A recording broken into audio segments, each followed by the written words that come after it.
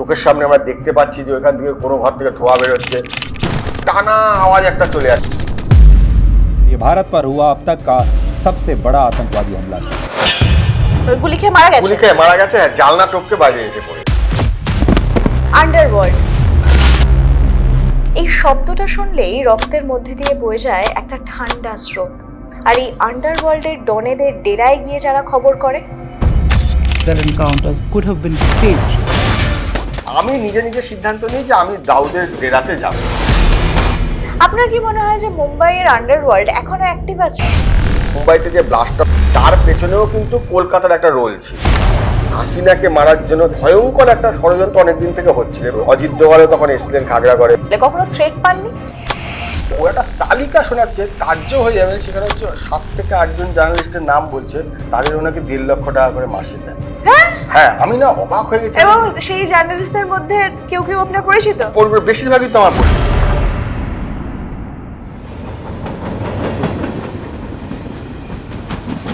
নমস্কার, আমি রশনি, আপনারা দেখছেন আড্ডা স্টেশন।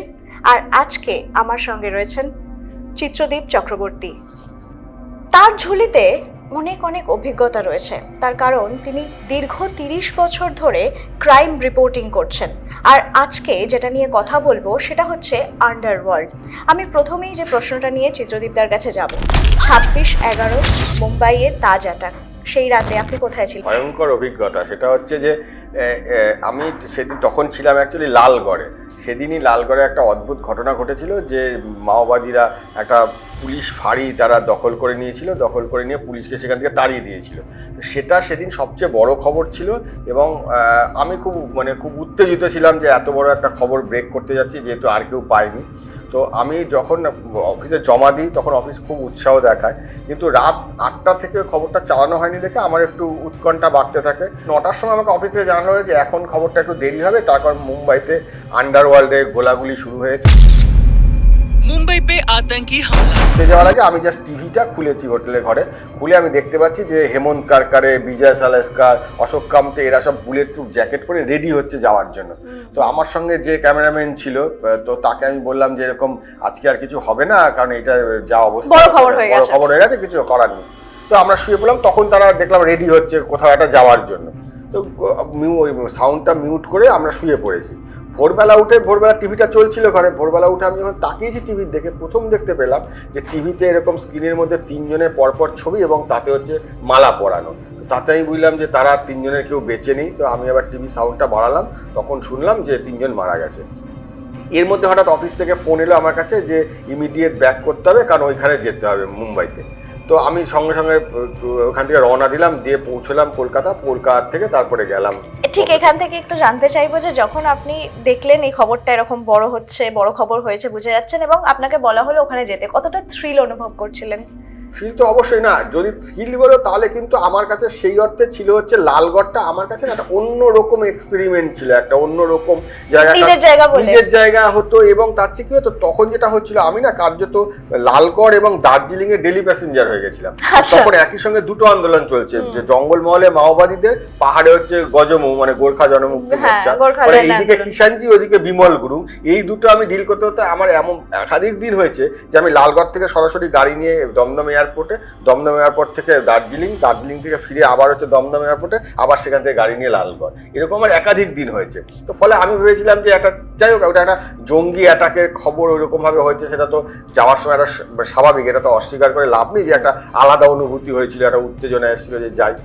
গিয়ে ওখানে যেটা দেখলাম সেটা হচ্ছে, যখন পৌঁছলাম অন্যান্য দিনে তো বম্বেতে না এমনি যেটা হয় যে কোনো ঘটনার ক্ষেত্রে, বম্বেতে তো আমি অনেকগুলো ইনসিডেন্ট কভার করেছি, ওরা না একটা অদ্ভুতভাবে যে মানে ওদের স্বাভাবিকতা, মানে ওরা যেরকম স্বাভাবিক বম্বে সেইভাবেই চলতে থাকে, অস্বাভাবিক কিছু হয় না। মানে দেখে শহরটাতে বোঝা যায় না যে কোনো একটা, কলকাতায় হলে কি হতো, কলকাতা হলে একটা জিনিস লোকে সারাক্ষণ ওইটা নিয়ে মেতে যায়, ওইখানে ভিড় করে, ওইখানে না সবাই নিজের কাজ করে, খুব একটা বোঝা যায় না ওটা দেখে, বিচলিত হয় না, এক্স্যাক্টলি তাই। মানে হ্যাঁ মুম্বাই মেরি জান যেরকম বলে সেই রকম ব্যাপারটা, মানে ওদের কাছে ওই ব্যাপারটা সেরকম না।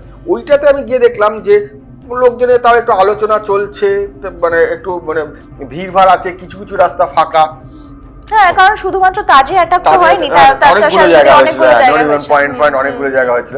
এইবার সেইখানে নরিম্যান হাউস, তো সেইখানে গিয়ে এইবার আমি যখন গিয়ে পৌঁছলাম তখন না বাইরে থেকে যাওয়ার সময় না ভেতরে একটা ক্যাক আওয়াজ হচ্ছে, মানে তখন তারা আমার আগে যারা গেছেন তারা তো তখন অভ্যস্ত হয়ে গেছে আওয়াজটার সঙ্গে। তা আমি একদিনকে জিজ্ঞেস করলাম যে ব্যাপারটা কি, বললো আর এটা তো গুলি চালার আওয়াজ। এবার যাই হোক, তখনও পর্যন্ত তাদের সামনেতে না যেতে দিচ্ছিল না, মানে একটা মিনিমাম ডিস্টেন্সে রাখতে আপনি যখন পৌঁছলেন কোন সময়টা কখন ছিল? এটা তখন হবে তখন দুপুর বিকেল হয়ে গেছে, বিকেল হয়ে গেছে। তো এইবার তখন দেখলাম আওয়াজ হচ্ছে, তখনও অবধি তাদের সামনে মোটামুটি একটা দূরত্বে দাঁড়িয়ে কভার করতে দিচ্ছিল। তার কিছুক্ষণ পর থেকে যেটা ওরা বললো সেটা হচ্ছে যে ওইখান থেকে সরিয়ে দিল, বা লাইভ করতে হলে শুয়ে লাইভ করতে হচ্ছিল।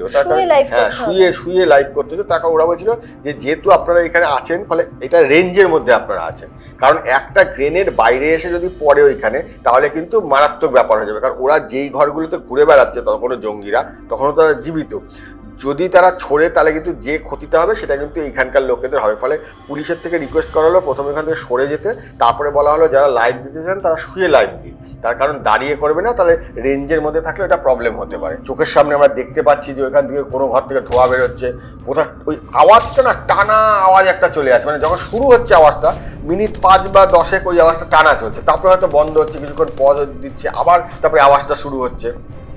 ভেতরে থেকে বাইরে থেকে তো ওইভাবে যেহেতু কেউ ভেতরে ঢুকতে পারেনি, বোঝা সম্ভব না। তো এইভাবে আমাদের ওইভাবে কাটলো।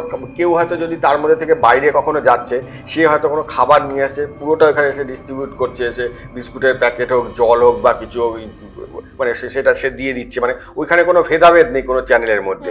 এর মধ্যে আমরা বিভিন্ন মারফত খবর পাচ্ছিলাম যে টিভিতে যেগুলো দেখানো হচ্ছে, বিভিন্ন ন্যাশনাল চ্যানেলে যেগুলো দেখানো হচ্ছে যে এখন এনএসজিকে বলা হয়েছে বা এনএসজিকে ডাকা হচ্ছে, মুম্বাই পুলিশের একটা দল বিভিন্ন জায়গায় সার্চ করছে, বিভিন্ন জায়গায় যাচ্ছে। কাসবকে নাকি একটা সময় রটে গেছিলো, কাসব মারা গেছে, কাসবকে নাকি পিটিয়ে মেরে দেওয়া হয়েছে, সেটাও রটে গেছিলো। নানা রকম মানে যা হয়, মানে একটা রিউমার তো এই ধরনের ইনসিডেন্ট হলে ছড়াতে থাকে। হঠাৎ করে একটা তাকে দেখতে দেখা গেলো যে জালনা দিয়ে না একটা জঙ্গি টপকে পড়ে গেল। এবার আমরা বুঝতে পারিনি, আমরা ভেবেছি হয়তো হতে পারে ওরা এরকম প্রশিক্ষিত জঙ্গি যে লাফিয়ে হয়তো এইখানে আছে।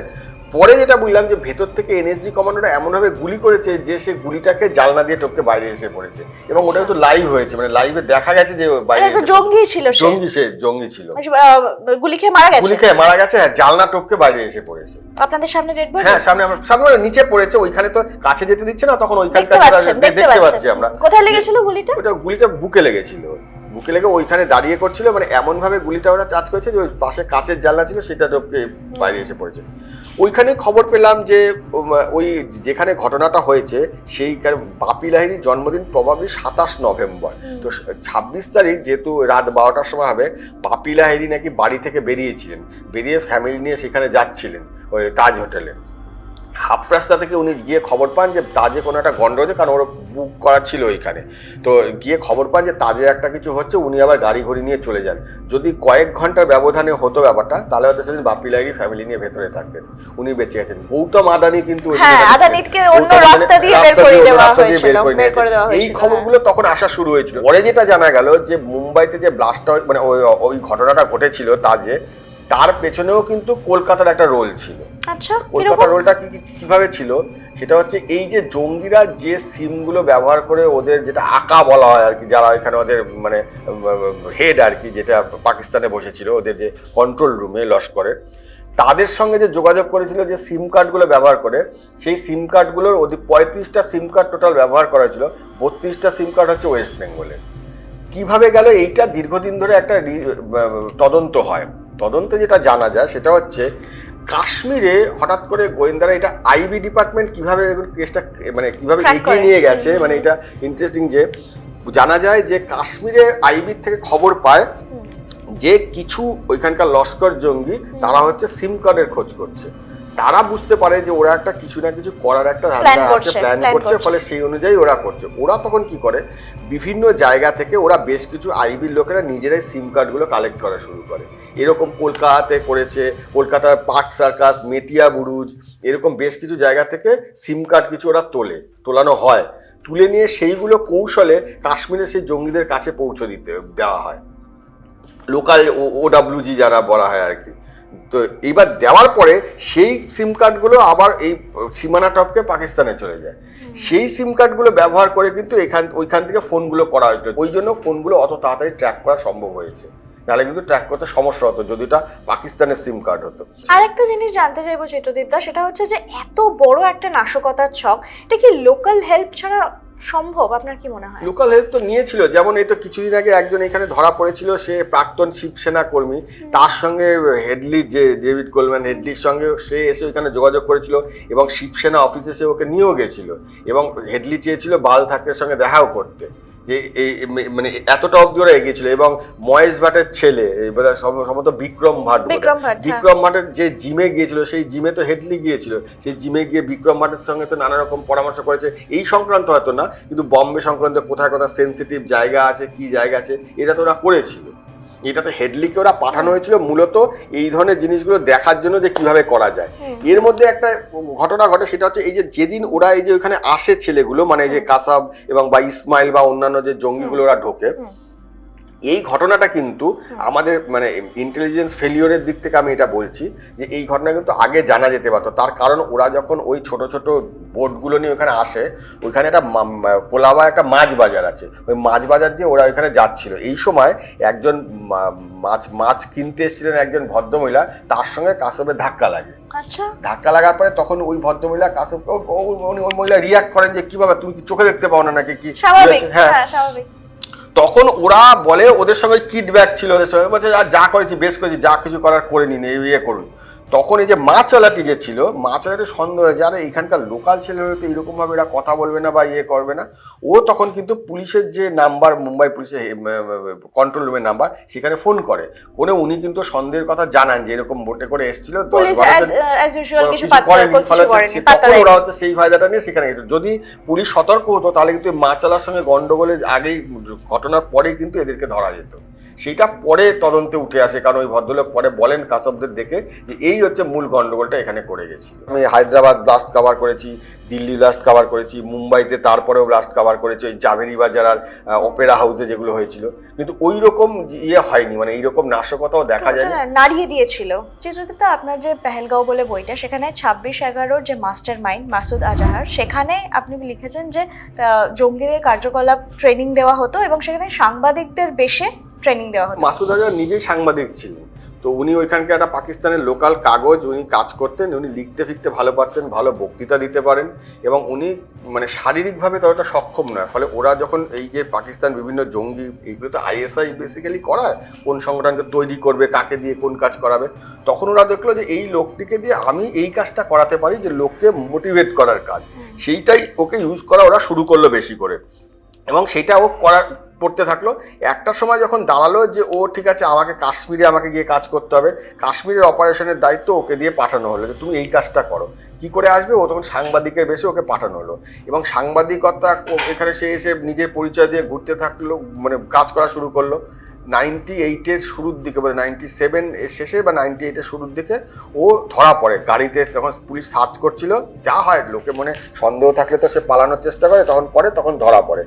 পরে কান্দাহার যে ঘটনাটা ঘটলো, কান্দাহার যে বিমান ছিনতাই হলো, যখন তাকে ওখান থেকে ছাড়িয়ে নিয়ে গেল, তখন যাওয়ার পরে ও 2000 সালে গিয়ে ওইখানে জেস গঠন করলো। জেস গঠন করে ওই মার্কাজি সুবহানাল্লাহ যেটা আছে আর কি, সেইখানে ও একটা মানে ক্যাম্প তৈরি করলো, মানে যেখানে জঙ্গিদের ট্রেনিং দেওয়া হবে। সেই ক্যাম্পটা বেসিক্যালি অফিসিয়াল, যদি আমি জঙ্গি ক্যাম্প বলে তো কিছু হতে পারে না, তার কারণ কোনো না কোনো দেশের ওইখানে সবসময় সার্ভেলেন্স আছে, তা আমাদের দেশেরও আছে, বিভিন্ন দেশের আছে। ও এখানে সাংবাদিকতার একটা পাঠশালার মতো তৈরি করলো, যে এখানে জার্নালিজম পড়ানো হবে। সেই জার্নালিজম পড়ানোর নামে ও কিন্তু বিভিন্ন ছেলেদের এনে ওইখানে ট্রেনিং দেওয়া শুরু করলো। একটা হচ্ছে দৌড়ায় খাস, একটা দৌড়ায় আম, এরকম ওদের নানা রকম পদ্ধতি আছে। 3টে মূলত পদ্ধতি থাকে। যে কাসবদের যখন পাঠানো হয়েছিল তখন কিন্তু এরকম পুরা প্রথমে ছিল হচ্ছে 32 জন। যখন এই ট্রেনিংটা হয়েছিল দৌড়ায় খাসের পরে যখন দেখা গেল 10 জন কমে গেল, তারপরে কারণ হচ্ছে তারা আনফিট, তারা পারছে না। যাদেরকে আমি 32 জনকে তুলে আনবো, আমি অপারেশনের জন্য রেডি করছি, দেখা গেল এরা আনফিট, এদেরকে আমি বাদ দিলাম, থাকলো 22 জন। 22 জনের মধ্যে 7 জন 8 জন তারা নিজেরা দেখলো আমি এটা পারবো না, তারা নিজেরাই বেরিয়ে চলে গেল। তারপরে লাস্ট 10 জনকে একটা টিম করে এই আকাশ অব্দের ওরা তৈরি করে। কতটা কঠিন হতো এই কার্যকলাপ? ভয়ঙ্কর কঠিন, ভয়ঙ্কর। ওদের হচ্ছে যে কোনো হয়তো তখন তো আফগানিস্তানটা ওরা ব্যাপকভাবে ব্যবহার করতো, ওইখানে গিয়ে ট্রেনিং করানো হতো, মরুভূমির মধ্যে জঙ্গলের মধ্যে করানো হতো। এই মানে ভয়ঙ্কর, মানে পাকিস্তান আর্মির যে ট্রেনিং, সেম জিনিস আর্মির ট্রেনিংটা ওদের দেওয়া হতো। ফলে হচ্ছে সেইটা দিয়ে ওদেরকে পাঠানো হতো এরকম, তাদের টার্গেট প্র্যাকটিস করানো হতো, তাদেরকে 7 দিন যদি শুধুমাত্র ড্রাই ফ্রুটসের উপরে তারা কিভাবে বেঁচে থাকবে সেটা, 4 দিন জল পাবে না তারা কি করবে, এইরকম ধরনের ট্রেনিং হয় কিন্তু। এবং 3টে স্তরে হয়, একটা হচ্ছে এরকম ফিজিক্যাল ট্রেনিং হয়, একটা হচ্ছে যে ধর্মীয় ইয়ে দেওয়া, যে তুমি যদি মরে যাও তাহলে তুমি জান্নাতে যাবে, হুরদের সঙ্গে থাকতে পারবে, যেটা করে ওদের মোটিভেট করে যেটা ওদের পাঠানো হয়। কাসাফকেও এরকমই বলা হয়েছিল, সবাইকেই বলা হয়, ওটা ওদের একই থিওরিতে ওরা চলে। থার্ড হচ্ছে যে আরো সফিস্টিকেটেড যদি কিছু ইয়ে থাকে, সেটা যেমন এখনকার দিনে ওরা নানা রকম ভাবে করছে। এই যে পেহেলগাঁও অ্যাটাকটা হয়েছিল, এইটা তো বিভিন্ন রকম মানে যেভাবে করেছে সেটা তো ওদের সত্যি ট্র্যাক করা মুশকিল। তারপর চীনের থেকে ওরা এইগুলো ব্যবহার করছিল, মানে যে অ্যাপটা অ্যালপাইন অ্যাপ যেটা ওরা ব্যবহার করেছিল, যেটা যোগাযোগ রাখার জন্য, সেটা ইন্টারনেট ছাড়া ইউজ করা যায়। ফলে আমাদের তো ট্র্যাক করতে হলে ইন্টারনেটের মাধ্যমে করতে হবে, ইন্টারনেট দরকার নেই। ওইটা হচ্ছে গুগল ম্যাপের মতো কাজ করে, যে আমি কোন জায়গা দিয়ে কোন জায়গায় যে যাবো সেইটা। এইটা হচ্ছে একদম আধুনিক টেকনিক, একদম ক্লিয়ার। এবং পেহেলগাঁও ক্ষেত্রেই দেখা গেছে যে, আমি লিখে হচ্ছে আমার বইয়ে, ম্যাক্সার বলে একটি কোম্পানি আছে, তারা হচ্ছে বিভিন্ন দেশের যারা ডিফেন্স সংক্রান্ত কাজকর্ম করে তাদের সঙ্গে চুক্তি আছে যে আমার যদি কোনো জায়গায় স্যাটেলাইট পিকচার দরকার হয় তারা স্যাটেলাইট পিকচার দেবে। স্যাটেলাইট পিকচারটা কতটা পরিষ্কার হবে না, একটা লোক যদি কোনো রাস্তা দিয়ে হেঁটে যায় তার জুতোর রং কি সেইটা পর্যন্ত দেখা যাবে, এত স্ট্রং। ম্যাক্সার কোম্পানি বিএসআই বলে একটা সংস্থার কাছ থেকে, এই বিএসআই সংস্থা এরা ম্যাক্সার কোম্পানি থেকে অর্ডার দিয়ে কাশ্মীরের বিভিন্ন জায়গায় এরকম স্যাটেলাইট পিকচার ওরা কালেক্ট করছিল। তার মধ্যে এই যে অ্যাটাকটা হয়েছে তার 10 দিন আগে, লাস্ট 10 দিন আগে পর্যন্ত ওরা পেহেলগামের ছবি কিনেছে ম্যাক্সার থেকে। বিএসআই সংস্থাটা আবার কি, বিএসআই হচ্ছে পাকিস্তানের একজন ওয়েসা আবদুল্লাহ বলে একজন, ওয়েব আবদুল্লাহ এরকম ধরনের নাম। ওই ভদ্রলোক হচ্ছে আমেরিকাতে, ওকে শাস্তি দেওয়া হয়েছিল, জেল হয়েছিল এই কারণে যে আমেরিকাতে কিছু ফর্মুলা চুরি করে পাকিস্তানের যে নিউক্লিয়ার ইয়েতে সেইখানে ও হেল্প করেছিল, সেই জন্য ওকে শাস্তি দেওয়া হয়েছে। ভেবে দেখুন, সেটা হচ্ছে যেই লোকটা আমেরিকাতে নিষিদ্ধ, যেই লোকটার নাম সারা দেশে যে ব্ল্যাক লিস্টেড, সেই লোকের সঙ্গে টাই আপ করে আমেরিকান কোম্পানি ম্যাক্সার, তারা হচ্ছে ওইখানে স্যাটেলাইট পিকচার বিক্রি করছে। ভয়ঙ্কর। এইভাবে কনস্পিরেসিটা হয়েছে। কাসবরা কিন্তু একটা স্তর অব্দি ছিল যেটা সহজে ট্র্যাক করা ছিল, এখন কিন্তু ট্র্যাক করা এদের খুব মুশকিল। তার কারণ লোকাল যে সাপোর্টটা, ওজিডব্লিউ যেটা আমরা বলছি, যে লোকাল লোকদের যে সাপোর্ট পাচ্ছে ওরা, সেই সাপোর্টের মাধ্যমে তো হচ্ছে। যে দিল্লি ব্যাস যে হলো ইদানিং, সেটাও তো ওজিডব্লিউদের হেল্প পেয়েছে ওরা। আপনার কি মনে হয় যে মুম্বাইয়ের আন্ডারওয়ার্ল্ড এখনো অ্যাক্টিভ আছে? হ্যাঁ, অবশ্যই আছে। আগের মতো না হলে অ্যাক্টিভ তো অবশ্যই আছে, সেটা নিয়ে কোনো মানে সেটা নিয়ে কোনো সন্দেহ নেই। নানা রকম ফর্মে এখন হচ্ছে, আগে যেরকম দাউদের গ্যাং যতটা স্ট্রং ছিল সেটা না হলেও অ্যাক্টিভ তো আছে। এখন তারা তো ওইখান থেকে কাজ কারবারগুলো চালিয়ে যাচ্ছে এখনো তো তাদের কাছে ফোন আসে রেগুলার, টাকা দেয় ওখানকার ব্যবসায়ীরা, যেটাকে প্রোটেকশন মানি বলা হয় বেসিক্যালি। ওরা তো আর এটাকে, আমাদের এখানে যেমন যেটা তোলাবাজি, ওদের ওখানে সেটা প্রোটেকশন মানি ব্যবসায়ীদের কাছে। তো সেটা হচ্ছে সেই জন্যই ওরা ওইখান থেকে দেয়, দিয়ে ওরা ওইভাবে ওইটাকে আদায় করে ওরা এখন চালিয়ে যাচ্ছে। আপনার মুম্বাইতে সোর্স আছে? হ্যাঁ, আমি তো যেমন রাকেশ মারিয়ার সঙ্গে তো আমার খুব ভালো সম্পর্ক ছিল, মানে এখন তো উনি অবসর নিয়ে গেছেন, ফলে মানে ওইভাবে তো আর যোগাযোগ নেই। কিন্তু যতদিন উনি পুলিশ কমিশনার ছিলেন, আমি যখন সিনা বোরার কেসের সময় করেছিলাম, ওনার সঙ্গে রেগুলার কথা হচ্ছে, আমি গিয়ে ওখানে দেখা করেছি। যখন ইয়াকুব মেননের ফাঁসি হলো মুম্বাই ব্লাস্টে, তখন আমি বম্বেতে গিয়েছিলাম কাভার করতে। বম্বের সঙ্গে কলকাতা আন্ডারওয়ার্ল্ডের যোগটা কীরকম ছিল যে আমরা অনেকেই জানি না। 1930 সালে যখন পেশোয়ার থেকে করিম লালা যখন এসেছিল, বিখ্যাত করিম লালা কিন্তু অনেক সিনেমা হয়েছে, করিম লালা যখন এসেছিল তখন ভারতে, তখন তো প্রথম কলকাতাতে ছিল, সেটা আর কেউ জানে না যে কলকাতায় ছিল। সেটা আমাকে রাকেশ মারিয়াই বলেছিল যে করিম লালারা প্রথম এসে কলকাতাতে ছিল। 4 বছর থাকার পর 1934 সালে করিমলালা বম্বেতে চলে যায়। তখন গিয়ে ওইখানে বম্বের আন্ডারওয়ার্ল্ডের বেতাজ বাচ্চা হয়ে যায়, কারণ কলকাতায় ওই ব্যবসা করার মতো ওর কোনো স্কোপ ছিল না। এবং ও যেহেতু মানে রক্তে প্রায় ছিল যে আমি এই ধরনের কাজ করব, ফলে কলকাতায় স্কোপটা পায়নি, ওটাও বম্বে থেকে কাজে লাগায়। কলকাতা আর একটা কানেকশন হচ্ছে ভিকি মালহোত্রা। ভিকি মালহোত্রা কে না, ভিকি মালহোত্রা হচ্ছে ছোটা রাজনের একসময় ডানহাত ছিল। সে তাকে কি কাজে ব্যবহার করা ছিল এটা শুনে থাকবেন। সেটা হচ্ছে অজিত দোভাল একবার সিদ্ধান্ত নিয়েছিল যে দাউদ ইব্রাহিমের মেয়ের বিয়ে, মানে 2005 সালের জুলাই মাসে, তখন দুবাইতে বিয়ে হচ্ছিল, সেইখানে গিয়ে দুজন শুটারকে পাঠিয়ে দাউদকে ওইখানে গুলি করাবে। তার মধ্যে একজন হচ্ছে ফরিদ তানাসা, একজন হচ্ছে ভিকি মালহোত্রা। তারা তখন বাইরে পালিয়েছিল। তাদেরকে বনগা বর্ডার দিয়ে ঢোকানো হয় ওয়েস্ট বেঙ্গলে, ঢুকিয়ে তাদেরকে দিল্লিতে নিয়ে যাওয়া হয়। ওইখানে তাদেরকে যখন ব্রিফিং করছিলেন বিষয়টা যে কীভাবে ওদের প্ল্যানটা এক্সিকিউট করতে হবে, অজিত দোভাল ছিলেন। মুম্বাই পুলিশের দিদেন কমিশনার তখন খবর পান যে এদের এখানে এরকম দুজনকে মানে গ্যাংস্টার ওইখানে জমা মানে আছে ওই হোটেলে, দিল্লির একটি হোটেলে। সূত্রের খবর কৌশলে গোয়েন্দারা মনে করেন যে এইটা হচ্ছে দাউদ ইব্রাহিম ওই খবরটা মুম্বাই পুলিশকে লিক করে দিয়েছিল।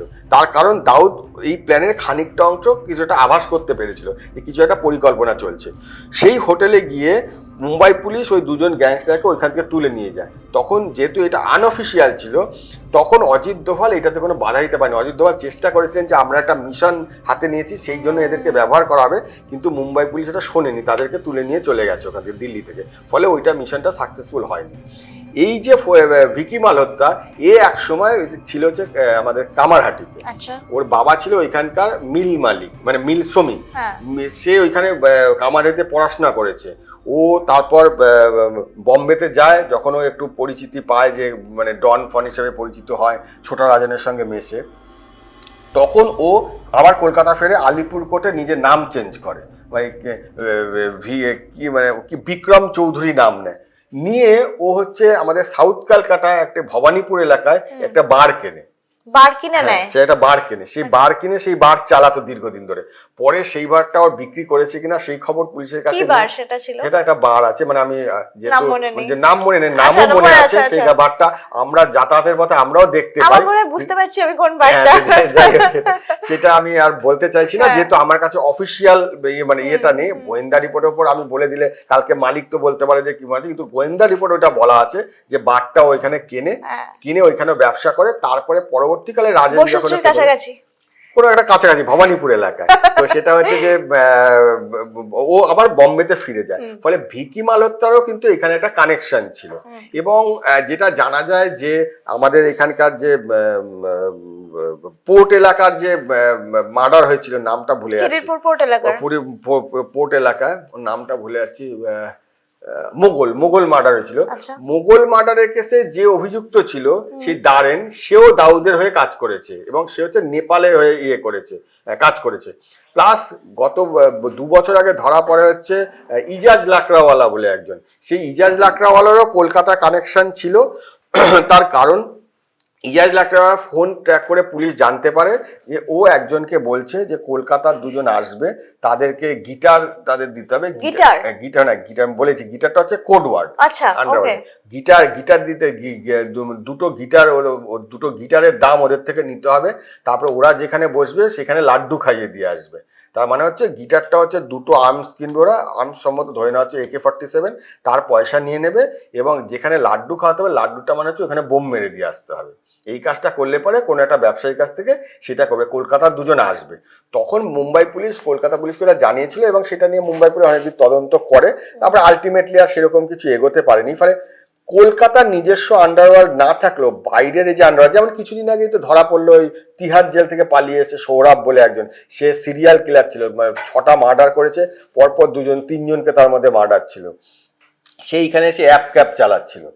ফলে কলকাতা শহরে আন্ডারওয়ার্ল্ড না থাকলেও যেটা হচ্ছে, কলকাতা না একটা সেফ করিডোর হয়ে গেছে। দেখবে যত রকমের জঙ্গি আছে, মানে মাথা গোজার ঠাঁই হয়ে গেছে। এই যে আমাদের দেশে ইন্ডিয়ান মুজাহিদিন যেটা হয়েছিল, যেমন আমেরিকান সেন্টার অ্যাটাক হয়েছিল, আমেরিকান সেন্টার অ্যাটাকের তো তার থেকেই তো মূলত তখন জানা গেল ইন্ডিয়ান মুজাহিদিন বলে একটা জঙ্গি সংগঠন হয়েছে, যেটা আফতাব আনসারির থেকে যারা অন্যরা ছিল আর কি, ওই আসিফ রেজা খান যারা ছিল আর কি, তারা তৈরি করেছিল। ইন্ডিয়ান মুজাহিদিনের যে হেড ছিল আর কি ইয়াসিন ভাটকাল কলকাতায় এসেছিল। এবং ইয়াসিন ভাটকালকে কলকাতা পুলিশ একটি ছিচকে চুরির দায়ে অ্যারেস্টও করেছিল, কিন্তু তখন পুলিশের সিস্টেম এত ভালো ছিল না। সেটা কিন্তু খুব বেশি নায়িকার ঘটনা না, এটা 2004-05 ঘটনা যে তাকে ধরেছিল। কলকাতা পুলিশ তার কোনো রেকর্ড রাখেনি, যে তার কোনো হাতের ছাপ অথবা চোখের রেটিনার এই যেগুলো থাকে ফেসিয়াল সেইগুলো কিছু রাখেনি। পরে যখন পুনে বেকারিতে জার্মান বেকারিতে ব্লাস্টের ঘটনা ঘটে, তখন কলকাতা পুলিশের এক অফিসার সেই ব্লাস্টের ভিডিও ফুটেজ দেখে, মানে সিসিটিভি ফুটেজ দেখে জানতে পারেন যে এ হচ্ছে সেই কি যজ্ঞ মল্লিক নামে প্রবাবলি ছিল, সে হচ্ছে আসলে ইয়াসিন ভাটকাল যে কলকাতায় কাটিয়ে গেছে। এই যে নিজেদের মধ্যে সমন্বয়টা যদি ঠিক থাকতো, তাহলে ইয়াসিন কমিউনিকেশনের অভাবেই তো এই জিনিসটা হয়েছে এবং ইন্টেলিজেন্সের অভাব, ফলে হচ্ছে তাহলে কিন্তু ইয়াসিন ভাটকাল ভারতবর্ষে এত বোমা বিস্ফোরণে গত ভারতবর্ষে 2000 সাল থেকে 2013 সাল পর্যন্ত 13-14 সাল পর্যন্ত যতগুলো ব্লাস্ট হয়েছে প্রত্যেক বছর, তার মধ্যে অধিকাংশ কিন্তু আটকানো যেত যদি সমন্বয়টা থাকতো। সেও কিন্তু কলকাতায় কাটিয়ে গেছে। সে ব্লাস্টটা করে যাওয়ার পরে ওইটা দেখে পুলিশ জানতে পেরেছে যে এই লোকটি আসলে সেই লোকটি। আপনি তো আন্ডারওয়ার্ল্ডের এত খবর করেছেন, মানে একেবারে ডেরায় গিয়ে খবর করা যাকে বলে, কখনো থ্রেট পাননি? থ্রেট না, আন্ডারওয়ার্ল্ডের থ্রেট মানে কি, আন্ডারওয়ার্ল্ডের যেটা হয়েছে বোম্বেতে, বম্বেতে আমার একটা খুব বিচ্ছিরি অভিজ্ঞতা হয়েছিল, সেটাই বলি। সেটা হচ্ছে এই ইয়াকুব মেননের ফাঁসি কাভার করার পরে আমার ইচ্ছে ছিল যে ওদের ডেরাতে গিয়ে পাকমোডিয়া স্ট্রিট, যেখানে দাউদের খাস্তালুক বলা হয়, ওইখানে গিয়ে যে খবর করা, যে ওইখানকার লোকাল সাংবাদিকরা খুব একটা যায় না ওখানে, ওরা অ্যাভয়েড করে। বুঝতে হচ্ছে আমাদের এইটা বলতে আমার কোনো অসুবিধা নেই। দিল্লি মুম্বাইয়ের সাংবাদিকদের থেকে কলকাতার সাংবাদিকরা খবরের দিক থেকে কিন্তু খবর তোলা, খবর কত তাড়াতাড়ি ধরাতে হবে, অনেক বেশি অ্যাক্টিভ, অনেক বেশি, এবং ওদের অনেক বেশি প্রতিকূলতার মধ্যে দিয়ে কলকাতার সাংবাদিকদের কাজ করতে হয়। অ্যাডমিনিস্ট্রেশন খবর দেয় না, কিন্তু দিল্লি বোম্বেতে দিয়ে দেয়। আমি নিজে নিজে সিদ্ধান্ত নিই যে আমি দাউদের ডেরাতে যাব।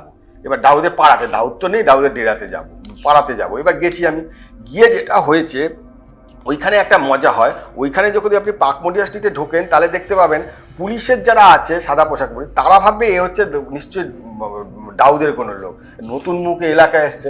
আর দাউদের লোকরা ভাববে এ নিশ্চয়ই পুলিশের লোক, এরা নতুন এসছে। এই দুজনে যাতা করলে আমি পড়ে গেছি। এটা হয়, এটা আমি পরে শুনেছি, পুলিশের লোকরা আমাকে বলেছে যে মুম্বাই পুলিশের লোকরা যে এইখানে একটা সমস্যা হয়, আপনি নতুন দেখলে এ ভাববে ওর লোক, ও ভাববে ওর লোক। আমাকে যখন ধরেছে, এবার ওখানে মারা ধরেছে দাউদের লোকরা, দাউদের বাড়ির একদম সামনে পাকমোডিয়া স্ট্রিটে। তো সেইখানে আমি দাঁড়িয়ে ছবি তুলছি। এবার আমাকে এসে জিজ্ঞেস করেছে, আমি তো হিন্দিতে বলছি, তারা আবার হিন্দির থেকে মারাঠি বিষয় আমাকে মারাঠিতে প্রশ্ন করছে। ওরা এইটা ধরে নিয়েছে যে এ যদি লোকাল হয় তাহলে মারাঠিতে উত্তর দিতে পারবে, এ যদি বহিরাগত হয় তাহলে দিতে পারবে না। যথারীতি তাই হচ্ছে, আমি মারাঠি বলতে পারিনি, বুঝতেও পারিনি কিছু। আমাকে ঘিরে ধরেছে। এবার ঘিরে ধরে আমি দেখছি যে অবস্থা বেগতি, মানে এইখান থেকে তো আমি বেরোতে পারবো না, ওটা দাউদের পাড়া, এটা কি জাপার পাড়া। এবার আমি কি করি, তখন ছিলাম, তখন টাইমস অফ ইন্ডিয়ার ওইখানে আমাদের এখানে এখন আছে সুনন্দ সরকার, তাকে আমি তখন ফোন করি। সুনন্দ তখন ওখানকার রেসিডেন্ট এডিটর ছিল। আমি ফোন করি যে এরকম আছে। সুনন্দ তো আমাকে এক প্রশ্ন গালিগালাজ করে যে তুই একা কেন সিদ্ধান্ত নিতে গেছিস, এটা কলকাতা নয়, কেন এরকম ঝুঁকি নিতে গেছে, কে বাঁচাবে এ করে। এবার আমার তখন টেনশন শুরু হয়ে গেছে যে কী করি আমি। হঠাৎ করে দেখলাম একটি ছেলে এলো দৌড়ে, ছেলেটার মাথায়, সেদিন ছিল শুক্রবার, মাথায় রুমাল বাঁধা, ছেলেটা সম্ভবত কোনো নামাজ দৌড়েছিল। বললো আপনার নাম চিত্রদীপ? না, হ্যাঁ। বললো আমার নাম মতিন হাফিজ, ও হচ্ছে টাইমস অফ ইন্ডিয়া রিপোর্টার, ওইখানে থাকে। বলে আমাকে সুনন্দা পাঠিয়েছে, আপনি এখানে এসছেন কেন? কাকে বলে এসছেন? আমি কাউকে বলিনি, আমি একটু ভেবেছিলাম আসা যায়। বললো না, এটা করবে না এখানে, বলে ও ওদের বোঝানো শুরু করলো যে না অবশ্যই জার্নালিস্ট, কার্ড দেখাতে হলো, সে বিস্তর হ্যাপা। বেরিয়ে তারপরে ওইখান থেকে আমাকে নিয়ে গেল ওই পাশে একটা, সেটা হচ্ছে একজন ভদ্রলোক, ও জাভেদ ভাই বলেও আমার নিজে পরিচয় দিল। সেই ভদ্রলোক একটা কাগজ বার করতেন এক সময়। সেই ভদ্রলোক যখন দাউদ উঠতির দিকে, তখন দাউদ একটা চিন্দি চোর বলে দাউদের নামে লিখেছিল। আর চিন্দি চোর কথাটা না বম্বেতে খুব গায়ে লাগে ওদের আর কি, মাফিয়া জগতের যারা আছে, মানে এই কারণে, হ্যাঁ, যেই কারণে ছিচকে চোর, এই কারণে জেদেকে খুন করা হয়েছিল, মানে এই সেম জিনিস জেদে লিখেছিল বলে ছোটা রাজনকে খুন করিয়েছিল। এবার হ্যাঁ, সেইটা পরে ইনভেস্টিগেশনে এটা উঠে এসেছে যে চিন্দি চোর বলে ওকে লিখেছিল, ইগো ক্ল্যাশ করেছে বলে। হ্যাঁ, ইগো ক্ল্যাশ করেছে জন্য মার্ডারটা হয়েছিল। এইবার ওই ভদ্রলোক কাছে নিয়ে গেলেন। ওই ভদ্রলোক তখন বললেন যে আমি একটা কাগজ বার করতাম, সেই কাগজটা দাউদের বিরুদ্ধে লেখা হয়েছিল, দাউদ আমাকে তুলে নিয়ে চলে যায়, নিয়ে 2 দিন আটকে রেখেছিল। তারপরে বললো আপনি আমার পাড়ার লোক, আপনাকে আমি এই যাত্রায় বাঁচিয়ে দিলাম, কিছু করবো না, আপনি আমার বিরুদ্ধে আর কিছু লিখবেন না। তারপর থেকে আমি আর কিছু দাউদের বিরুদ্ধে লিখিনি। কিন্তু দাউদ তারপরে আমার সবচেয়ে বড় মানে বন্ধুর মতো হয়ে গেল। প্রায় দিনই আমার কাছে বিভিন্ন পরামর্শে আসতো, আপনি বসে থাকতে পারেন, দাউদের কাকা আমার এখানে আসে প্রত্যেকদিন চা খেতে, তা আপনি সেখানে জার্নালিস্ট বলে পরিচয় দেবেন না, আপনি গল্প শুনুন, কথা শুনুন, তারপরে আপনার বাংলা কাগজে আপনি কি লিখুন, আমার অসুবিধা নেই, এইখানে নিজের পরিচয় দেবেন না। ঠিক আছে, বসলাম। 5টার সময় দাউদের কাকা এলেন ওখানে, সে বয়স্ক লোক, সে চা খেলো। তখন আমি শুরু করলাম নানা রকম কথা, যা হয় আমাদের সব, আমি পরিচয় না দিয়ে বলতে বলতে ও তখন বললো আপনার থেকে পরিচয় চাইনি না, ও ওই জাভেদ ভাই বলে দিয়েছিল যে আমার পরিচিত লোক, ফলে ও আর নতুন করে চায় না। হ্যাঁ, কারণ জাভেদ ভাই বয়স অনেকটা, ওরও প্রায় 70-এর কাছাকাছি। তো তখন কথা হলো, তখনও বললো যে দাউদ কি যোগাযোগ করে কিনা, বললো ঈদে বহু বছর আগে করেছিল। সেই সময় দাউদের ভাই ইব্রাহিম কাসকার ও ছিল ওইখানে, কিন্তু ইব্রাহিম কাসকার আগে তার কিছুদিন আগে ওইখানে মানে গুলি চালানো হয়, ফলে ও ঘর থেকে আর বেরোতো না, ও কারোর সঙ্গে দেখা করতো না। তো সেদিন দেখা করে ওর সঙ্গে আমি জানলাম, কথাবার্তা বলে গেলাম টাইমস অফ ইন্ডিয়া অফিসে। রাত্রেবেলা ওইখানকার একজন মতিনের কাছে ছোটা সাকিলের ফোন এসছে, যে যে ইয়ে থেকে, পাকিস্তান থেকে, যে এরকম যে ইয়াকুব মেননকে দিয়েছে, কি বলে, ফাঁসি দেওয়া হয়েছে, এটা খুব অন্যায় হয়েছে, আমরা ওই জন্য ওকে বারবার বলেছিলাম ভারতে ফিরিস না, আমরা ওই জন্য ফিরতে পারছি না, এই তো আপনাদের দেশের অবস্থা, হ্যান ত্যান। তো আমার যেহেতু একটু ইন্টারেস্ট আছে, মতিনকে আমার বলার ছিল, মতিন তখন ফোনটা আমাকে দিয়ে দেয়। মানে এইটা আমি এই প্রথমবার বলছি, তার কারণ আমি ভেবেছিলাম এটা বইয়েই লিখবো, কিন্তু এত যখন আলোচনাটা হচ্ছে আমি বলছি, ইনফরমেশন আমি কোনদিন দিইনি, এটা 2015 সালের জুলাই মাসের ঘটনা। তখন ছোটা সাকিল আমাকে ফোন বলে, হ্যাঁ বলিয়ে। তখন আমি বললাম যে এরকম ব্যাপার, আমি কলকাতা থেকে এরকম বাংলা কাগজে আছি। তো বলছে হ্যাঁ বলিয়ে, মানে কে জানা চাতে। তো আমি বললাম যে এরকম ব্যাপার এতে। তখন ও বললো যে আমি বললাম যে এইটা আপনাকে কোট করতে পারো। বললো হ্যাঁ। আল্লাহ, আপনাকে যদি একদিন একটা ভালো করে ইন্টারভিউ নেওয়া যায় আর আমাকে একটা চান্স দিন। বললো ঠিক আছে, মতিন সে বাদ কিজিয়ে হয়ে যায়গা। তারপরে মতিন তো টাইম আমি তারপর আমারই যোগাযোগ হয়ে যায়। কিন্তু সেই তখন আমি ছোটা সাকিলের সঙ্গে কথা বলছিলাম। আমি দেখেছি ওর সঙ্গে কথা বলার ক্ষেত্রে, সেটা হচ্ছে যেহেতু আরেকজনের ফোন মারমতি, ওদের ওই একটা কমেন্ট আছে, মানে ওরা না ওই জিনিসটাতে বিশ্বাস করে, মানে ওরা এটাকে এনজয় করে। মানে মানে আমি বুঝতে পারছি ছোটা সাকিল এনজয় করে, আমি মানে আমার কথাতে মুম্বাই কাঁপে এখনো, মানে এইটা ওদের কাছে একটা বিরাট গর্বের বিষয় আর কি, যে মানে আমি মস্তানিটা আছে। মস্তানি, ওরা তো নিজেদের মস্তান বলে না, ওরা তো নিজেদের মসিহা বলে। কিন্তু ওরা মনে করে আমরা কোনো ক্রাইম করিনি, কিন্তু আমাদেরকে মিথ্যা মামলায় ফাঁসানো হচ্ছে। মিডিয়ার লোক আপনারা আমাদের নামে যাতা লেখেন, কিন্তু আমরা এতটা খারাপ নই, কিন্তু আমরা আমরা কাজ করি লোকের জন্য, সাধারণ মানুষের কাজ করি। এই যে দেখুন, মিথ্যা মামলায় ইয়াকুবকে তো আমরা বারবার যেতে না করলাম, ও যাওয়াতে ফাঁসিল, আমরা তো ওই জন্য ভাইকে যেতে না করি, উনি তো যাচ্ছে না, এই কারণে এগুলো লিখুন আপনারা বড় করে। মানে ওদেরও মানে নিজেকে গ্লোরিফাই করতে হবে যে আমি এটা কত বড়, সেটা তখন বুঝলাম। কিন্তু যাই হোক, তারপরে যদি সেইটাই ওই ফোন থেকে কথা হয়েছিল, তারপরে আর ওই পর্যায়ে কারোর সঙ্গে আমার কথা হয়নি। তারপর যেগুলো হয়েছে সেগুলো সব নিচু লেভেলে রাখি, মানে তারপর যখন গেছি বা অন্যদের সঙ্গে কথা বলেছি। তারপর অরুণ গাউলির বইয়ের সঙ্গে কথা বলা শুরু করেছিলাম। অরুণ গাউলি তখন জেলে আছে। অরুণ গাউলির বই নিয়ে তো সিনেমাও হয়ে গেছে। সিনেমা হয়েছে, হ্যাঁ। আমার একটা বই আছে যে অচেনা আন্ডারওয়ার্ল্ড, ডন ও ডার্লিং, ওই বইটা রিসার্চের জন্য আমি গেছিলাম। ওইটা নিয়ে এর আগে ইংলিশে একজন লিখেওছেন, একজন রাইটার লিখেন, কিন্তু আমি চেয়েছিলাম আরেকটু রিসার্চ করে যদি কিছু করা যায়। তো আশা গাউলির সঙ্গে আমি দেখা করলাম। ও প্রেমের গল্প কিভাবে করলো দাদ্রি চালে ওইখানে কিভাবে ও থাকতো, এবং ওর জন্য একটা আলাদা সিলিন্ডার দিয়ে একটা ঘর বানিয়েছিল, যে যাতে ও মানে পুলিশ যদি ওকে ধরতে আসে তাহলে ওই মানে মানে সিলিন্ডারের মধ্য দিয়ে যে রাস্তা আছে সেখান থেকেও বেরিয়ে যাবে। যদি পুলিশ বাড়াবাড়ি করে সিলিন্ডার ব্লাস্ট করে পুলিশ মরে, মানে এইরকম প্ল্যান করে ওরা তৈরি করেছিল। তো ওইখানকার জার্নালিস্ট আমাকে গল্প করেছিল যে এই যে অরুণ গৌলি তো 2004 সালে ভোটে দাঁড়িয়েছিল, জিতেও ছিল, একবার জিতেও ছিল। অরুণ গৌলিকে তো সাধারণ মানুষ ভালোবাসতো, সেই সময় ভালোবাসতো, তার কারণ ও ওই সময় ওদের জন্য ড্যাডি অনেক কাজ করেছিল, ওই জায়গাটা তো পুরো চেঞ্জ করে দিয়েছে। এবং ওর মেয়েও কিন্তু এখন কাউন্সিলর হয়েছে লোকাল, আমাদের এখানে যা কাউন্সিলর ওই আছে, ওরা পলিটিক্স করছে ওইখানে। ওরা তখন বলেছিল যে ওই যে অরুণ গাউলি যে আমরা এত দেখি দৌর্দণ্ড প্রতাপ হ্যান, এদের মধ্যেও কিন্তু ভয় কাজ করে। যে 2004 সালে যখন ভোট হয়েছে, ওরা যখন কাভার করতে গেছে, অরুণ গাউলি ক্যান্ডিডেট, অরুণ গাউলি বাড়ি থেকে বেরোচ্ছে না। এবার তখন ওরা গিয়ে ধরেছে যে আরে আপনি যান, আপনি ক্যান্ডিডেট, আপনি বাইরে যাবেন না যেতে। বলছে না, বাইরে বিজয় সালাস্কার দাঁড়িয়ে আছে, যে পরে এনকাউন্টারে মারা গেল তাজ অ্যাটাকের সময়, যে 3 জন। বলো বিজয় সালাস্কার বাইরে দাঁড়িয়ে সিগারেট খাচ্ছে, ও মানে বিজয় সালাস্কার স্বভাব ছিল ও সিগারেট খেতে তো ধোঁয়াটা ওপরের দিকে ছাড়ে, যে ওই যে রিং করে করে ছাড়ছে, ও আসলে আমি বেরোলে আমাকে গুলি করে মারবে, ও এরা লোক আছে, আমি ওর কাছে যাব না বলে ও ভয়ে বেরোয়নি। মানে মুম্বাইয়ে সেটাই বলার, যে মুম্বাইয়ে একই সঙ্গে যেহেতু পুলিশ আন্ডারওয়ার্ল্ডও আছে, একই সঙ্গে পুলিশও প্রচণ্ড অ্যাক্টিভ, ফলে ওরা কিন্তু কাজ করে করে করে করে এখন কিন্তু ব্যাপারটাকে অনেকটা একচেটিয়া মাফিয়াদের দাপট, এইটা এখন আর নেই বম্বে। আন্ডারওয়ার্ল্ডের ডনদের নিয়ে তো অনেকে লিখেছে, অনেক রিসার্চ করেছে, তো আপনি তাদের স্ত্রী বা প্রেমিকা তাদের নিয়েও লিখেছেন, সেগুলোর ব্যাপারে যদি একটু বলেন। ওইটা তো ওই সরাসরি কথা বলার সুযোগ হয়েছিল আশা গলির সঙ্গে, বাদ বাকি আমি যেটা লিখেছিলাম একজন হচ্ছে দাউদের যে ব্যর্থ প্রেম হয়েছিল, দাউদ সুজাতা বলে একজনের সঙ্গে প্রেম করতো, তারপরে সে প্রেমে ধোকা দিয়েছিল, দাউদ তার বাড়িতে চলে গেছিল, তাকে কান্নাকাটি করেছে, সে বিয়ে করেনি, পরে বিয়ে মানে এই যাদের কথায় মানে মুম্বাই কাঁপে বা দেশের অনেক তাবড় তাবড় পুলিশ অফিসাররা কাঁপে, তারাও ইমোশনালি এতটা মানে কোথাও গিয়ে দুর্বল হয়। সেটা তো ওইটাই আমি আসলে আমার লেখার উদ্দেশ্য ছিল ওইটাই, যে তারা প্রেম এমন একটা জিনিস যে তাদের জীবনেও প্রেম আসে, সে যতই মানে মানে রক্তক্ষেপ হোক না কেন তাদের জীবনেও আসবে। যেমন এই ছোটা সাকিলের একটা ছিল, ওই আমার এটাই ছিল যে ছোটা সাকিলের মোটা গার্লফ্রেন্ড, মানে মানে মোটা একজন মহিলা, তিনি তার প্রেমে পড়েছিলেন, ছোটা সাকিলের হয়ে কাজ করতে দিতেন, এবং পুলিশ ওটা ইন্টারসেপ্ট করে বিভিন্ন মেলের মধ্যে যে ডার্লিং তুমি ও সুইটি এইসব যে কথাবার্তা লিখতো, আই লাভ ইউ যে পাঠাতো, ওইগুলো পুলিশ সমস্ত মেলগুলো ইন্টারসেপ্ট করে ওগুলো বার করেছিল। এবং দেখা যেত ওকে টাকা দিয়ে শাকিল যেটা কাজ করাতো, বিভিন্ন আন্ডারওয়ার্ল্ডের যারা জেলে ধরা পড়তো তাদেরকে লয়ার দিয়ে সাপোর্ট দেওয়া অথবা তাদেরকে ফ্যামিলিকে হেল্প করা, সেইটা ওই ভদ্রমহিলার কাছে টাকা আসতো শাকিলের, সেইটা দিয়ে ও এই সিন্ডিকেটের লোকজনকেও রক্ষা করতো। পরে পুলিশ এটা জানতে পেরে ওকেও ধরে নিয়ে যায়, তারপরে আস্তে আস্তে। তাদের কি কখনো পুলিশ টোপ হিসাবে ব্যবহার করতো? করে তাদের টোপ হিসেবে করে, তাদের টোপ তারা আন্ডারওয়ার্ল্ডের ডনেরাই তাদের তো যেভাবে ব্যবহার করে।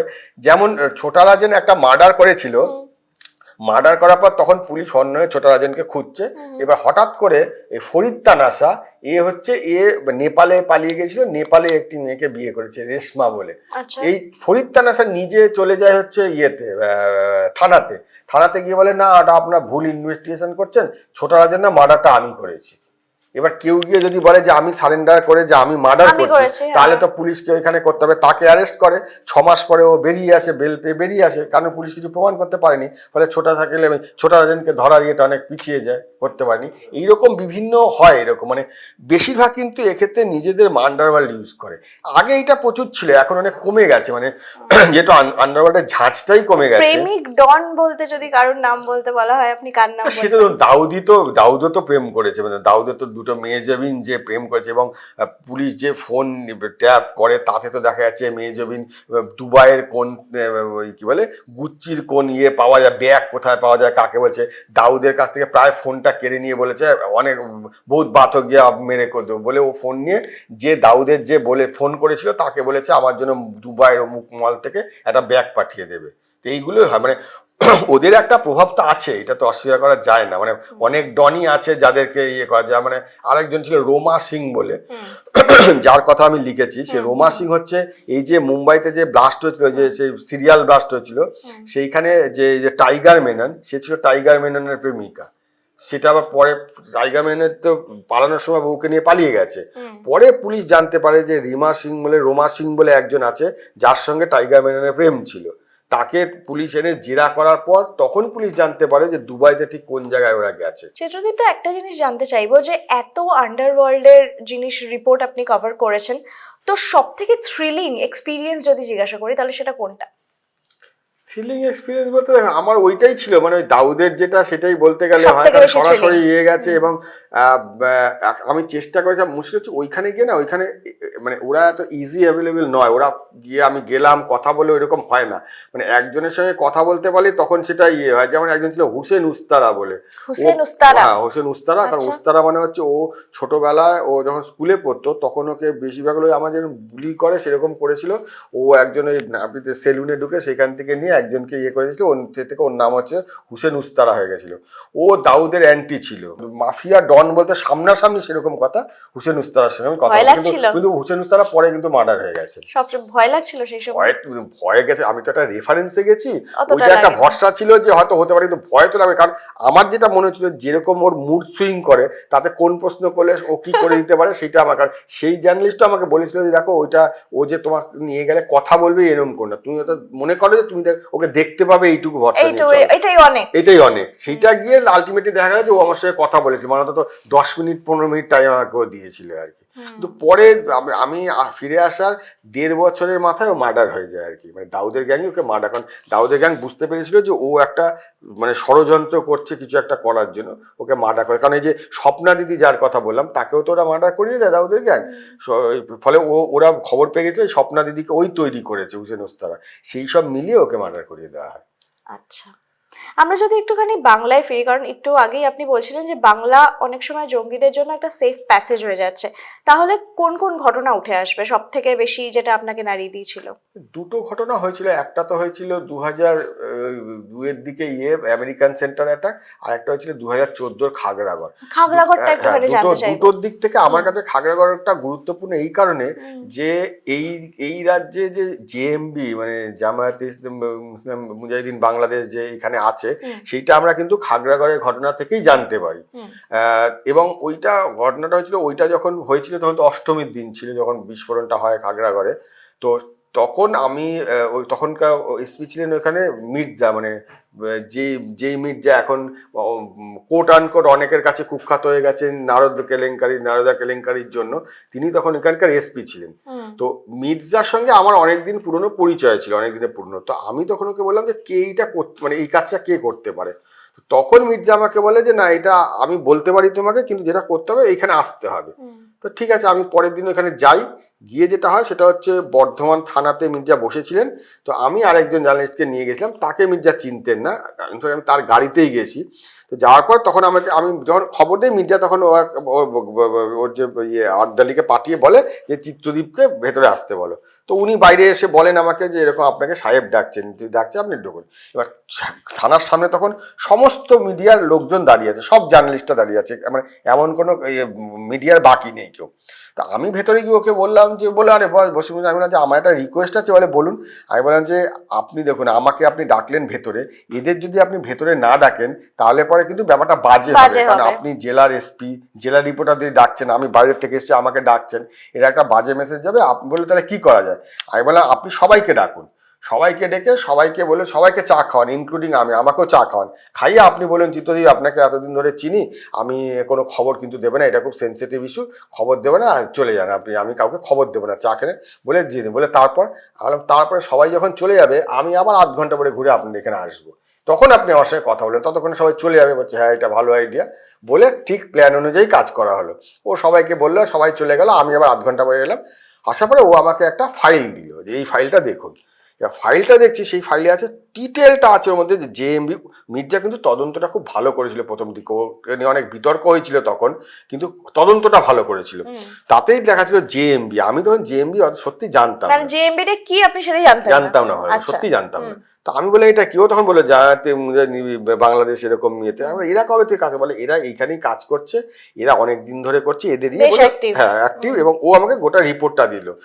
তখন আমি ওকে বললাম যে আচ্ছা আপনি যেগুলো বিস্ফোরক উদ্ধার করেছেন সেগুলো তো আপনি যে ইয়ে করেছেন, নষ্ট করে ফেলেছেন, সেটা নিয়ে তো বিতর্ক হচ্ছে যে ফরেন্সিক না করে ইয়ে করা হচ্ছে। বলে আমি তো ফরেন্সিকের জন্য আলাদা করে রেখেছি। তাহলে আপনি ওপর মহলে জানিয়েছেন? বলে হ্যাঁ আমি ওপর মহলে জানিয়েছি। কি তাই? তাহলে তারা কি বলছে, বলে দাঁড়াও, বলে ও আমাকে দেখালো SMS, দেখলাম ডিজির SMS ওকে, যে ওয়েল ডান বলে ডিজি ওকে পাঠিয়েছে। তা আমি তাতে বললাম ঠিক আছে, তার মানে ডিজিকে জানিয়েছে। এবার আমি যেটা করলাম সেটা হচ্ছে আমি ফাইলটা নিয়ে নিলাম, নিয়ে বাইরে গিয়ে ওটাকে জেরক্স করালাম, করে অরিজিনাল ফাইলটা ওকে দিলাম, দিয়ে ওই ফাইলটা নিয়ে গিয়ে আমি চলে গেলাম হচ্ছে আমার যেখানে উঠেছিলাম গেস্ট হাউসে। উঠে আমি সেখান থেকে লেখা শুরু করলাম। তারপরে লেখার পরে খোঁজ নিতে নিতে নিতে এবার যেহেতু আমি প্রথম দিন লিখে দিয়েছি জেএমবি করেছে, ফলে বাইরের ইন্টেলিজেন্স ব্রাঞ্চ অন্য অনেক জায়গাতে বিভিন্ন জায়গা থেকে আমাদের ফোন আসা শুরু হলো।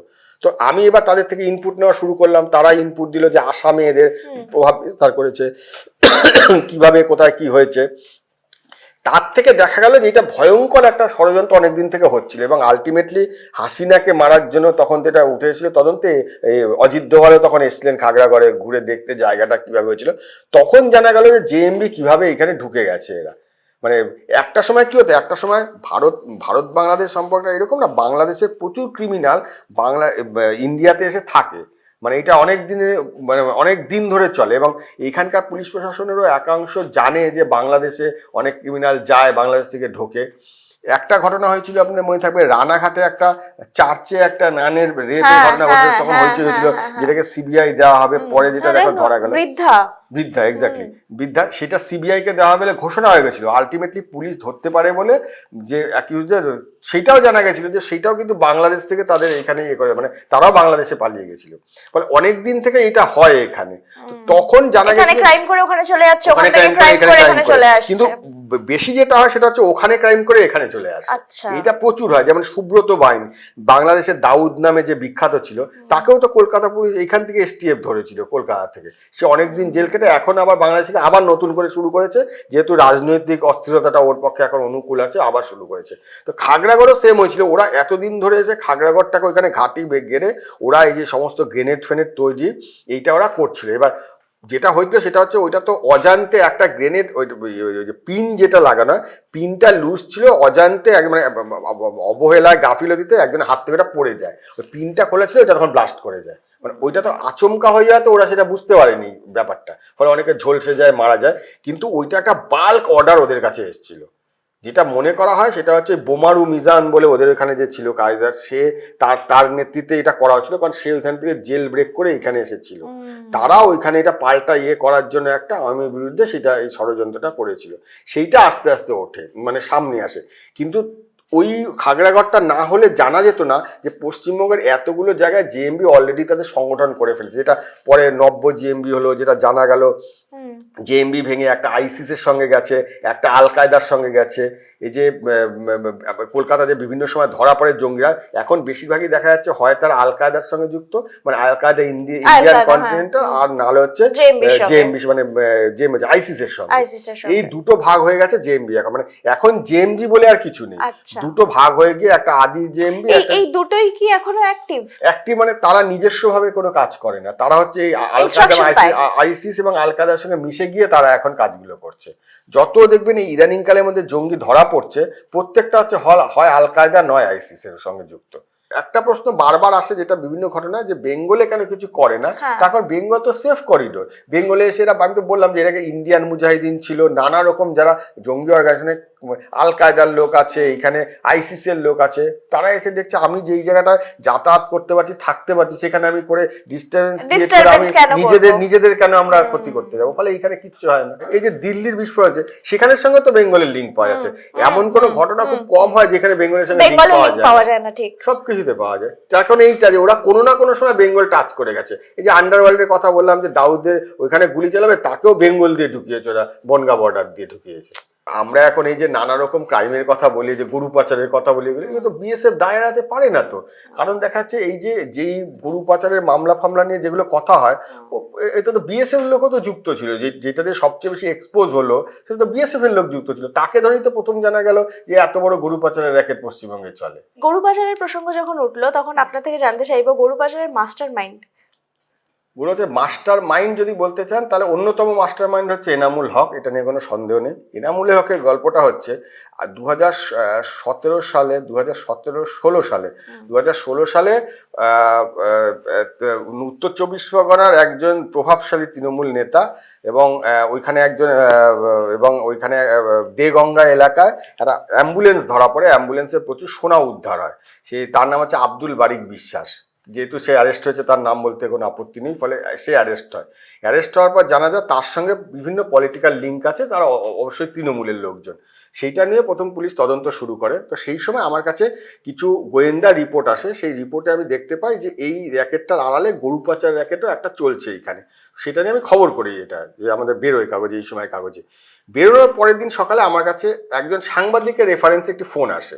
তো বলা হয় যে এরকম একজন ফোন করবেন, সেই সাংবাদিক আমার বন্ধুস্থানীয়, ফলে আমি ফোনটা শুনি তার কাছ থেকে যে এরকম ফোন আসবে, ফোনটা একটু কথা বলবি, মুর্শিদাবাদ থেকে একজন ফোন করবে। তো কিছুক্ষণ পরে ফোনটা আসার পর সে আমাকে বলে যে দাদা আমাকে বলেছে যে আপনি আর ওইটা নিয়ে না লিখলে ভালো হয়। আমরা দাদাটাকে বলছে এরকম এনামুল ভাই। আর তা আপনি বলছেন এনামুল ভাই, আবার আমাকে বলছেন দাদা, সেটার মানে কি? বলে না, আপনাকে ফোন করে এই যে আপনি লিখেছেন, তো এটা আর না লিখলে ভালো হয়। তো দাদা এটাও বলে দিয়েছে আপনাকে যে কত লাগবে আপনার। কত লাগবে মানে? বলছে যে না এরকম লাগবে। আমরা দেখুন, আমার সঙ্গে একদম এরকম দ্বিতীয় দিন আমাকে ফোন করবেন না এরকম। আর আমার যদি আমি খবর আমি লিখবো, আপনি যেখানেই দেন আমাকে, আমি তো নেব না, যেখানে যা খুশি করুন আমি লিখবো বলে আমি তাকে আর কিছু বলিনি, ফোনটা কেটে দিয়েছি। ঘটনাচক্রে যেটা হয়, তার পরের দিন না সেরকম কোনো ইনফরমেশন ছিল না আমার কাছে। ডিরেক্ট আপনাকে ঘুষ দেওয়ার অফার, ঘুষ দিয়ে তার চেয়েও বড় কিছু দিয়েছে, সেটাও বলছি। এইবার হচ্ছে যে আমাকে ঘুষের অফার দিল, আমি সেটা ইগনোর করলাম। করার পরে ঘটনাচক্রে ওই কেসটাতে না মানে কেন্দ্রের একজন বড় মন্ত্রীর একজন আত্মীয় যুক্ত ছিল, ওই রিপোর্টটাতে তার নামও ছিল। তো আমি লেখার পরে তারপরে পরের দিন আমি সেরকম কিছু ফলো আপ সেরকম কিছু পাইনি, আবার যথাযথ আমাদের কিছু বেরোয়নি। তারপরে দিন সকালবেলা দেখছি আমার কাছে হোয়াটসঅ্যাপ এসছে যে থ্যাংক ইউ, আপনি কোনো কিছু না নিয়ে খবরটা করলেন না, ভালো লাগলো। আমি বলছি মহাবিপদ, যে এদের তো আমি না নিয়েও এ তো ভাবলো যে আমি মানে একদল হয়তো ভাবতে পারে যে আমার যে বন্ধুস্থানীয় ফোন করেছেন সে হয়তো ভাবতে পারে যে ও টাকাটা নিয়েছে আর খবর করেনি, এ তো জানে আমি টাকাটা নিয়ে আমি খবর করা বন্ধ করে দিয়েছি।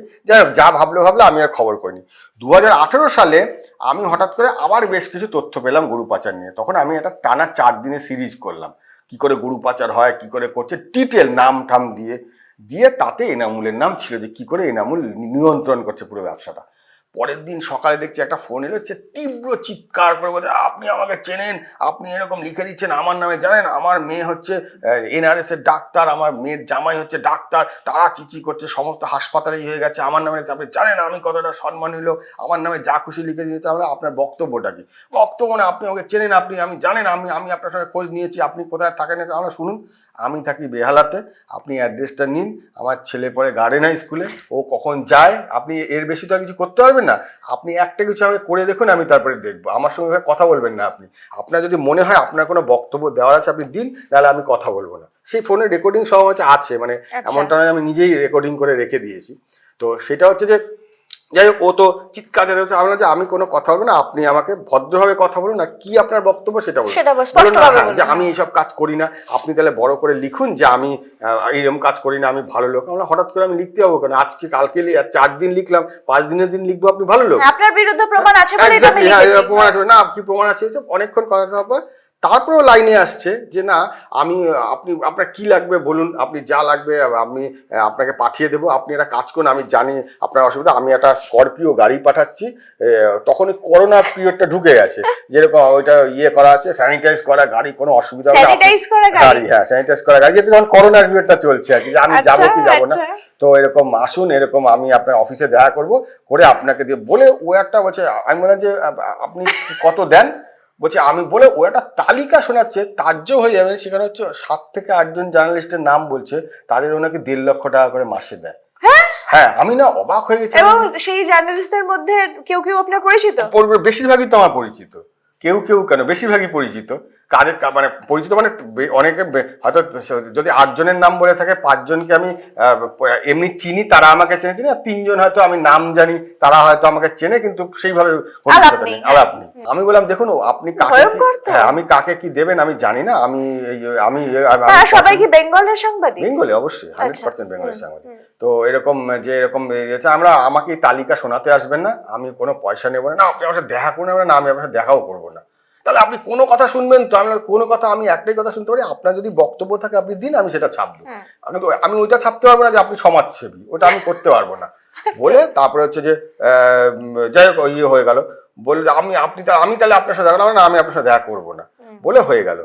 তার 4-5 দিন ততদিনে আমার কাছে BSF থেকে ফোন এসছে, BSF অফিসে যোগাযোগ করলো যে আপনি যার নামে লিখছেন সে তো ট্র্যাকে আছে, CBI খুঁজছে, খুঁজছে, এবার আপনাকে জানেন আমাকে ফোন করেছিল।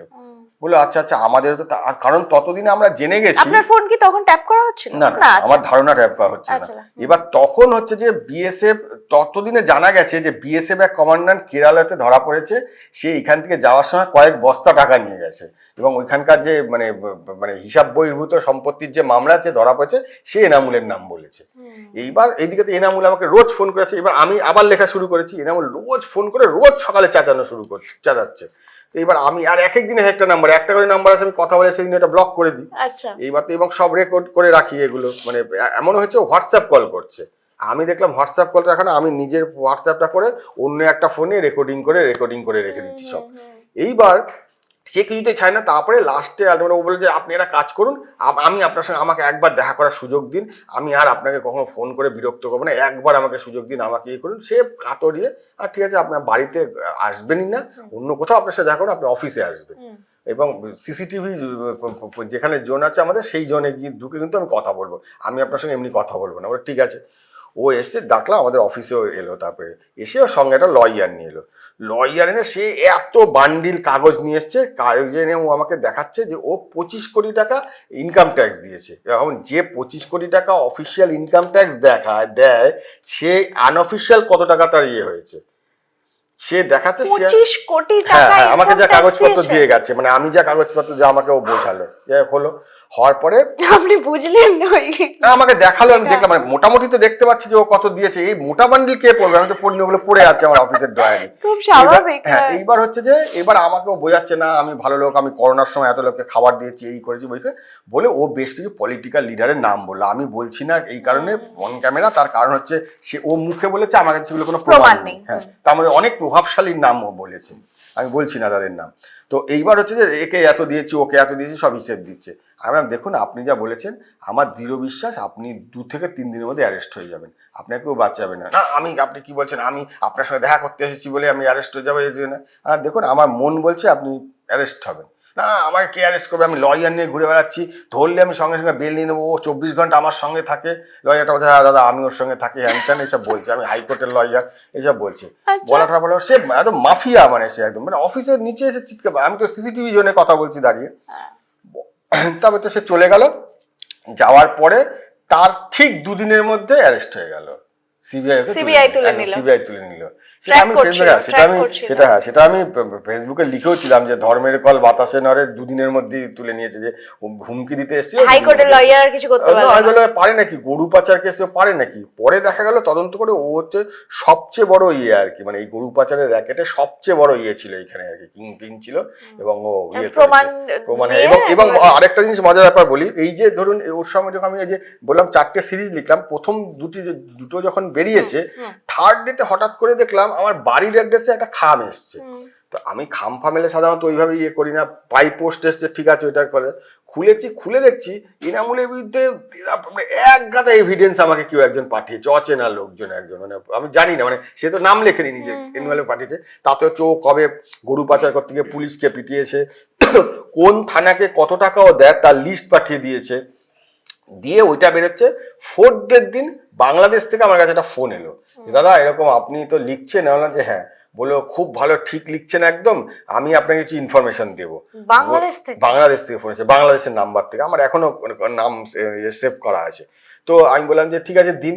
দেখলাম তারপরের দিন সে একটা ভয়েস রেকর্ড পাঠিয়েছে, তাতে ডিটেল দিচ্ছে একদম, মানে ফলে কি হচ্ছে আমার এনামূলে অবাক হয়ে যাচ্ছিল যে অত ডিটেল আমি কি করে পাচ্ছি, মানে কোন থানায় কত দিয়েছে, কোন সময় কোন রুট দিয়ে কটা 12টা 10-এ ওর কত নম্বর গাড়ি গেছে, ও এটাতে পাগল হয়ে গেছে আর কি, যে এত ইনফরমেশন পাচ্ছে।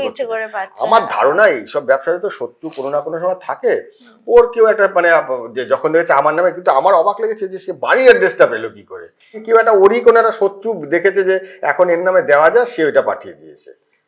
তারপরে এনামূলের ওই সিবিআই যখন অ্যারেস্ট করলে, এখনো তো সম্ভবত জেলে, ফলে ওর রাত চমকানি আর নেই। চিত্রদীপ দা, থ্যাংক ইউ সো মাচ, মানে এত এক্সপিরিয়েন্স আপনি আমাদের সঙ্গে শেয়ার করলেন এবং আপনার নিজের অভিজ্ঞতা যেগুলোকে আপনি মানে চাক্ষুষ করেছেন, এবং সত্যি মানে এখনো আরো অভিজ্ঞতা করা বাকি আছে, বই লেখাও নিশ্চয়ই বাকি, আমরা আরো অনেক কিছু জানতে পারবো। তবে আজকে অনেক অনেক ধন্যবাদ, থ্যাংক ইউ সো মাচ। আড্ডা স্টেশনের দর্শকদেরও আপনি এত গল্প বললেন, আমরা শুনলাম, এবং সত্যি প্রত্যেকটা যেন একেবারে রোমহর্ষক অভিজ্ঞতা। আমি নিশ্চিত যে আপনারা প্রত্যেকেও এনজয় করেছেন আজকের আড্ডা। আর অবশ্যই আমাদের কমেন্ট সেকশনে জানান আমাদের পডকাস্ট, আমাদের আড্ডা আপনাদের কেমন লাগছে। Thank you so much.